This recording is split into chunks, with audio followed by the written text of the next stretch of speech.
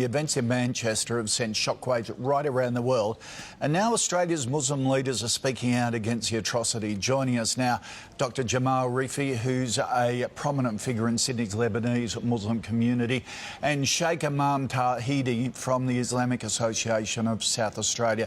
First, you, Imam, the suicide bomber, 22 years old, born in Manchester. How did these young people get radicalised? Good morning. Basically, we need to be very realistic when dealing with this matter. You have a 22-year-old who gets radicalized over 2 or 3 sermons within a Friday mosque gathering.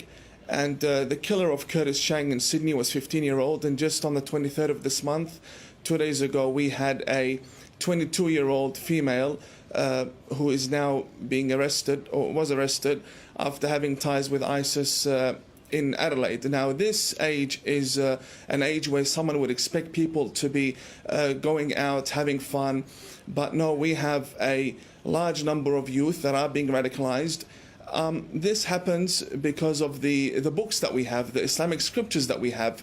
They push the Muslim youth to believe that if you go out there and you kill the infidel, that's how you will gain paradise. But they're listening to preachers, if you like, sermons, 2 or 3 sermons by clerics like yourself, radical clerics. What do you more moderate clerics do to out your compatriots who are turning these young Muslims? Well, it is very hard being a peaceful, moderate person within a society that is infested by extremist Muslims. I will not deny this fact. We have a large number of Muslims that are extremists, even in Australia, and we see them when they come out in the Sydney riots, and we see them attacking the police. So we're being infested by radical clerics here in Australia? Yes, clerics and followers as well. And I've said this to many government authorities, and I'd like to show you something. I bought this 2 days ago from a shop within Melbourne. This is Al-Qaeda's flag. These are stickers that are being sold for a few dollars. They have them on their windscreens. They have them everywhere. What? Now, I know that these things can be obtained from anywhere, even online or even on the internet. But when you have stores openly selling these items with full audacity and creating this jihadi atmosphere for the youth to put on their cars, fully modified cars now, instead of having stickers. So you're saying, do you believe our authorities should have more powers to get rid of these radical clerics and paraphernalia like that? I think we've got to get tougher. I think our authorities have misunderstood the situation. They have good relationships with the Muslim community, but having good relationships with the Muslim community does not necessarily mean you have control over them and that you can prevent a lone wolf attack. Yep. Jamal, you've constantly condemned many acts of terror. Do Muslim leaders have to be more vocal? The Prime Minister and the Foreign Minister yesterday were surprised that Muslim leaders were silent yesterday on this whole issue. Do you have to be more aggressive, or do you live in fear? Look, we don't live in fear. We live in a very peaceful country. I don't know where the Imam got his information from. First of all, these scriptures existed for hundreds of years. They didn't incite for violence or terror act. It is an ideology of the so-called Islamic State and Daesh, and they are actually targeting the vulnerable young people, impressionable people. But we are Australian. Our Prime Minister has expressed the feeling of the nation, and that includes Australian Muslims. Our Grand Mufti only yesterday, our Grand Mufti have condemned this act. We have shouted from the rooftops our condemnation of these acts. Now, Imam, what more can we do? Only last Jamal, week... Imam, you're shaking your head. Is there a disconnect between Muslim leaders? I disagree. I disagree. We have a situation where there is a month doesn't go by without a terrorist attack happening somewhere around the world.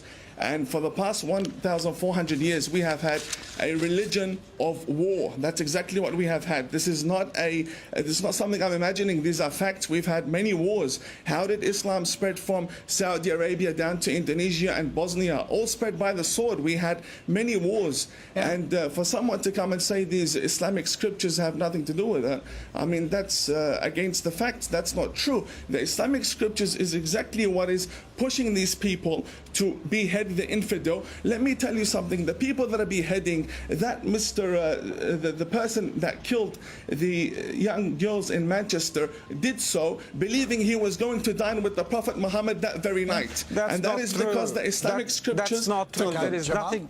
There is nothing in Islam that will justify... Do not lie to the Australian nation. Listen, we have there is in our nothing books in the Islam teachings that will of Ibn justify killing Taymiyyah innocent teach people. to behead people and to These kill and people massacre are people. going You straight- cannot sit there and lie to the Australian These people. people are No, going wait straight a second. into the I came here hang on, let's give believing that Ryder you a are a reply. moderate person. Do not Amman, lie let's to the give Australian Ryder a public. reply to Jamal. Do not lie to the Australian public. Our books hang on, teach the Jamal? beheading of people. Jamal, you go ahead.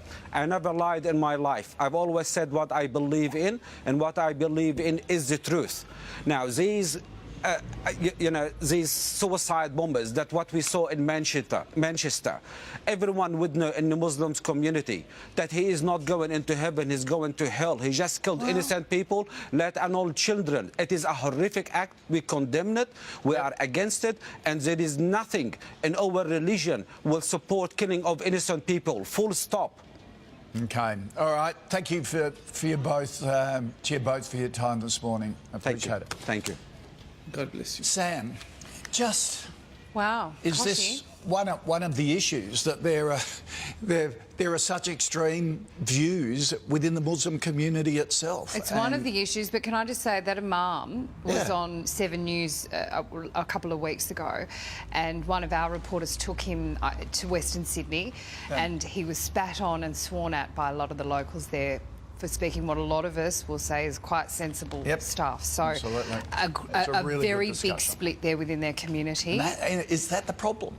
Yeah, That's and the issue. he's actually being incredibly brave to come out and say that. Yep, so I agree. that's really powerful stuff.